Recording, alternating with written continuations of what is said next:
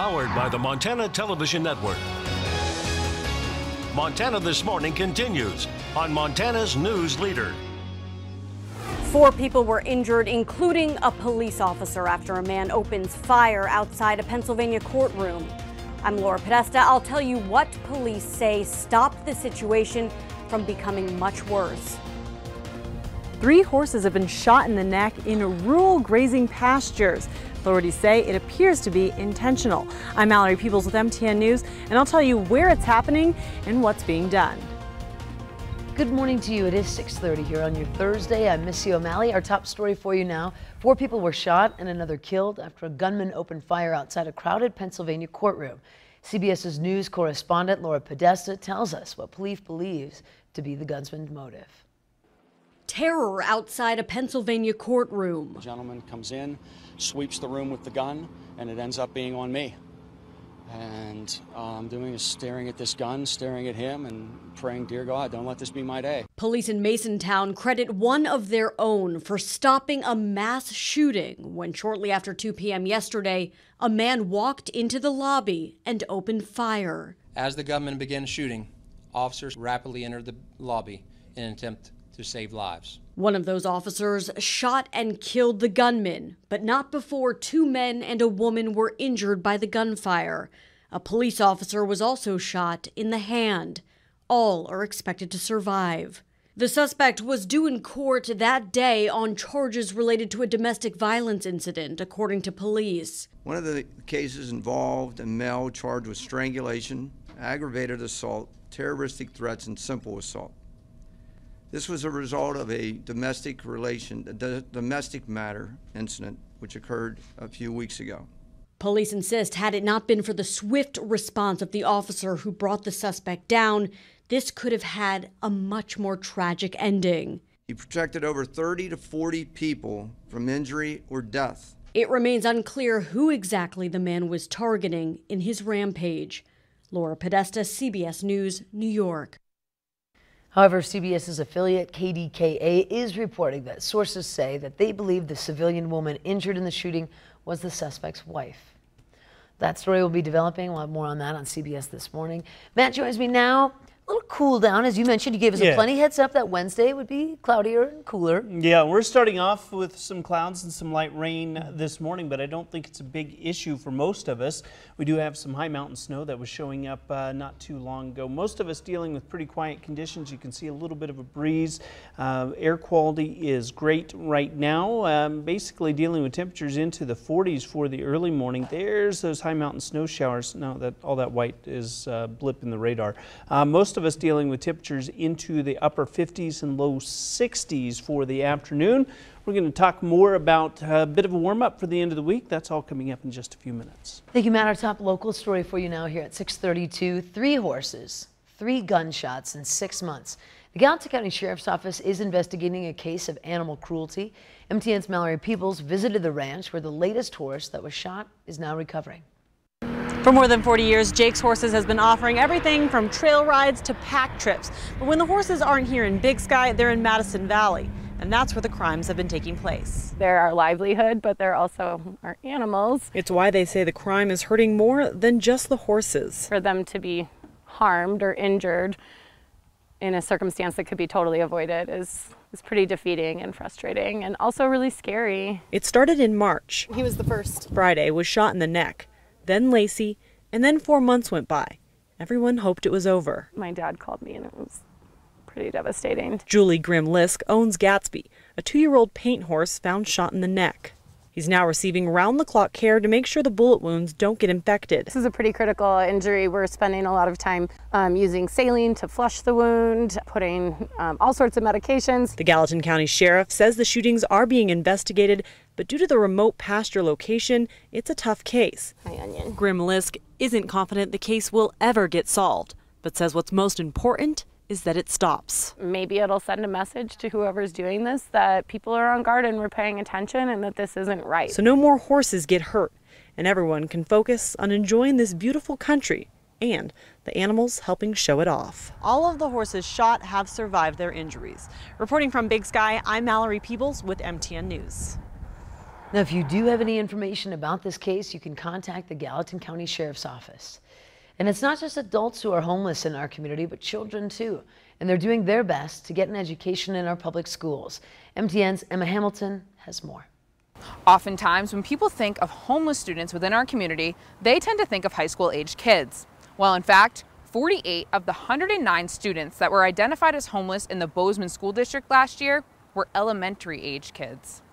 And that could be students that are living in their car with their families. They could be in a shelter like Family Promise or Haven, even the warming center as well. They could be living in a motel or doubled up with friends and family. Most of these kids are originally from the Bozeman community. When they qualify for the McKinney-Vento Act, the district is able to provide assistance in many areas. If they are, we can automatically sign them up for a free lunch program in the school for the entire school year.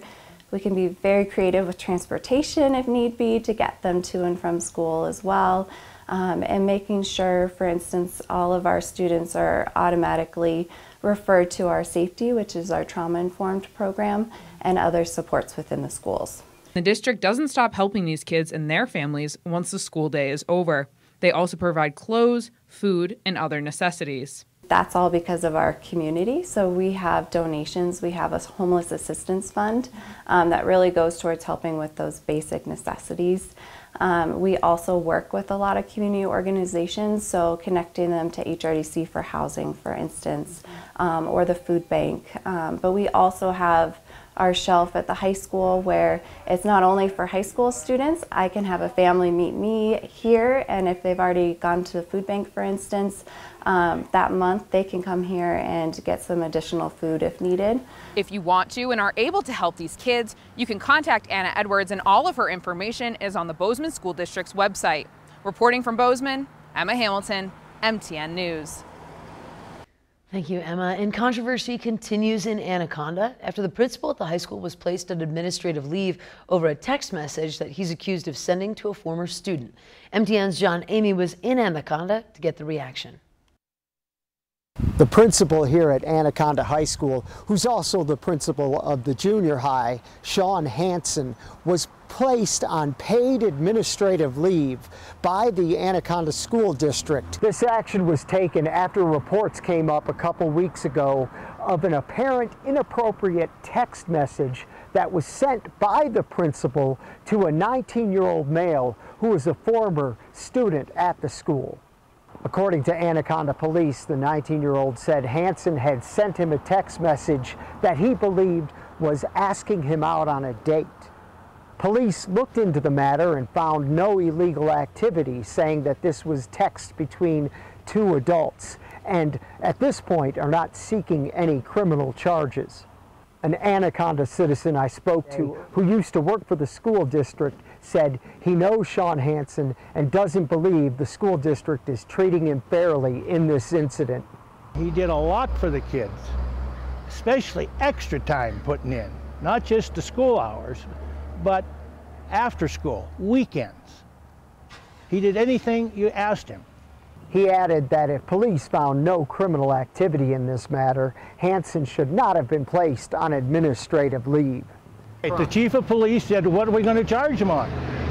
There's no law broken, so they're out of it. So, I mean, what else can you do? In Anaconda, John Amy, MTN News. Now, the school district has called the Montana School Boards of Association to investigate the incident. We reached out to the Anaconda School District for comment, but the district has not responded. And you may have received a message saying that you've won a lottery jackpot, but it's certainly almost too good to be true. In this week's Fraud Watch, MTN's Jonathan Ambarian looks at how you can identify a lottery scam. The scam always begins in a similar way. Someone gets an unsolicited email or an unsolicited letter and it says, you won, and you need to spend some money in order to get the prize, or wire us some money and then we'll do X, Y, or Z for you, or give us your bank account information and we'll just put it right in there. That is not how a legitimate lottery works. Leaders with the Montana Lottery have identified the warning signs of lottery fraud. We can always spot a scam because we know how a legitimate lottery works. A real lottery will never contact the winner. They won't even know the winner, just the winning numbers. And a legitimate lottery will never ask you to pay money up front. A final thing to remember, especially if you get a letter from out of the country. If you didn't buy a ticket, you definitely did not win. If you have any questions about whether something is legitimate, you can always ask the Montana Lottery. That is our most common call about a scam, is not that I think I've been scammed, but this looks suspicious, can you guys take a look at it? And I've never seen a suspicious one that wasn't a scam. In Helena, Jonathan Amberian, MTN News.